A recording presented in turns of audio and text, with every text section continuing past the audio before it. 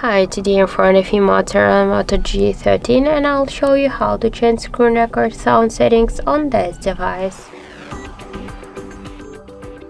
So first let's open notification panel shortcuts, and now we should find the screen record icon. Hold for a while this icon and you'll see here before the start your recording the record audio switcher.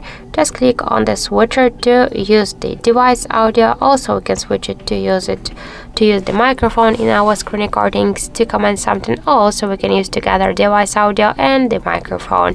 If you wanna just record the mood videos, you should just click on this switcher and then just start your screen recording. So that's it. Thank you for watching, and if you find this video helpful, don't forget to leave a like, comment and to subscribe our channel.